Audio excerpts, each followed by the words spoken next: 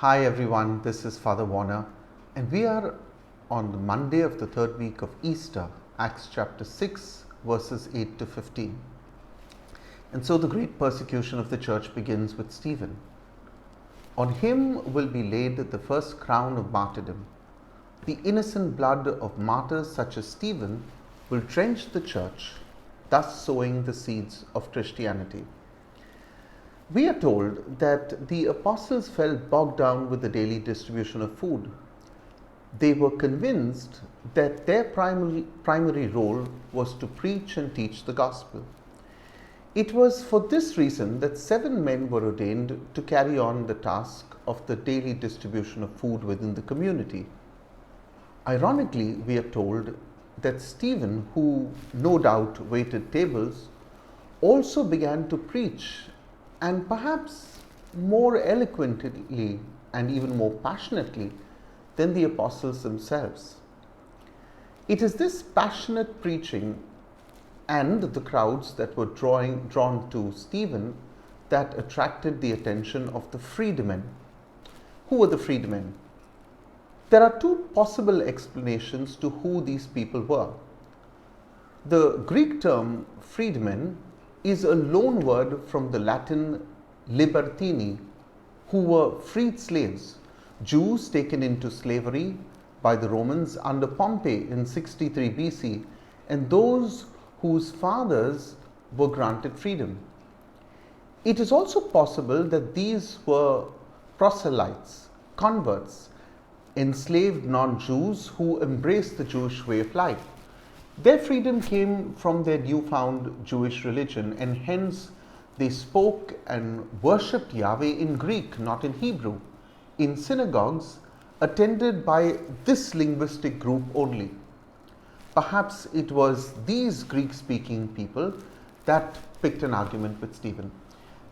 Stephen, the table boy who waited at tables, also had this great gift of preaching. We are told from the text itself that we read that he was full of grace and power. He did great wonders and signs and had the wisdom of the Spirit. If you put all of this together, it makes Stephen the most desired preacher, teacher, and healer of his time. Imagine a Stephen such as this in our day. He would cause sufficient clerical jealousy that could go for the jugular. And perhaps that's exactly what happened with the rival group of the freedmen. When jealousy can't bring down a man because of his uprightness, then enemies usually resort to low blows. A web of lies through a process of secret instigations coupled with a false charge of blasphemy, which was nothing short of high treason against God, was now brought against Stephen. It amazes me how people such as the freedmen, and mind you, thoughts such as theirs exist even today, live in the hearts of many people. We know today how this narrative will end. And while I anticipate the now foregone conclusion of Stephen's martyrdom at the end of chapter 7, one thing crosses my mind, as I'm sure it crosses yours. Why does God permit evil people to flourish and the good to undergo suffering? Writing from my own experience, I have often cried to the Lord against such injustice.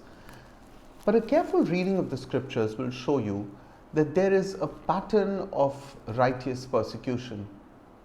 God does not cause us to suffer, especially when the cause of suffering stems from another human. For he does not interfere like a puppet master in the scheme of things in human hearts.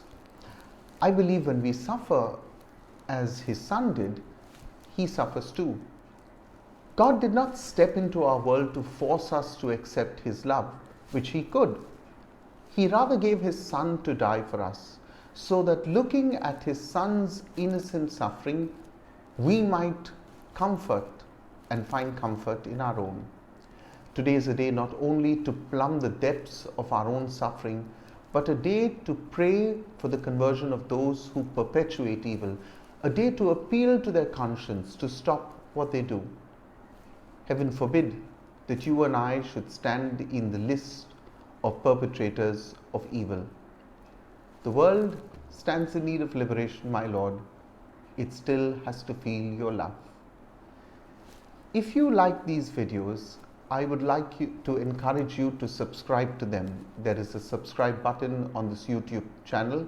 Please press it and share these videos with your friends and family. Thank you and have a blessed day.